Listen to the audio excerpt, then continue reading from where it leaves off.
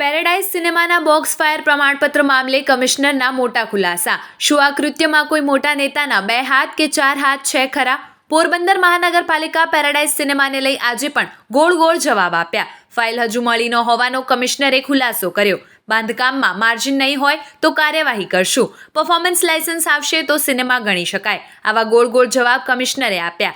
વાસ્તવિક વિશ્લેષકો એવું કહે છે કે કાયદો એવો છે કે સિનેમા બનાવવું હોય તો તેના માટે કોમર્શિયલ પરવાનગી ન ચાલે.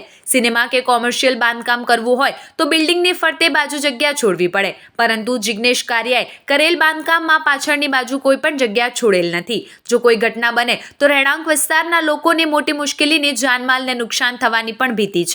હાલ તો કમિશનરના આવા જવાબોથી અને ફાઇલ ન મળવાની વાત ક્યાંક કાયદાને નુકસાન કરી શકાય તેવા એંધાણ છે. કરવામાં આવશે. આ બિલ્ડિંગમાં હાલ જે ફાયરની સિસ્ટમ લગાવવામાં આવી છે એ ફાયર સિસ્ટમ જે જોગવાઈઓ પ્રમાણેની છે કે કેમ એની પણ તપાસ કરવામાં આવશે અને એ પ્રમાણે આગળની કાર્યવાહી કરવામાં આવશે. કોમર્શિયલ હેતુ માટે લીધું છે તો સિનેમા અંદર બનાવી શકાય એ મારે જોગવાઈઓ વાંચવી પડે. કોમર્શિયલમાં સિનેમાનો પણ ઉપયોગ આવી જાય એના માટે પરફોર્મન્સ લાયસન્સ અલગથી લેવું પડતું હોય છે. એટલે કોમર્શિયલ જે બાંધકામ છે એમાં સિનેમા આવે એ પ્રમાણે અમે બાંધકામ જે ખરેખર કરવામાં આવ્યું છે એ જે મંજૂર થયેલા નકશા પ્રમાણે છે કે એની ચકાસણી કરવામાં આવશે અને ત્યારબાદ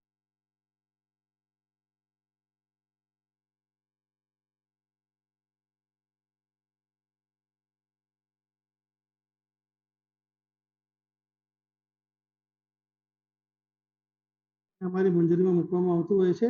અને જ્યારે મંજૂરીમાં આપવામાં આવે ત્યારે જે એના નીતિ નિયમો જે GDPR નિયમો એમાં જોગવાઈઓ છે એ પ્રમાણે એની કામગીરી કરવામાં આવી છે કે કેમ એની ચકાસણી કરવામાં આવતી હોય છે.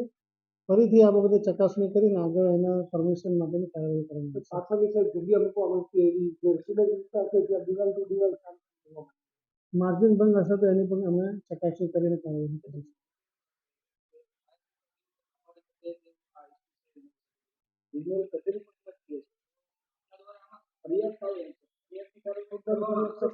અમે વિચારણા કરીને નિર્ણય લઈશું.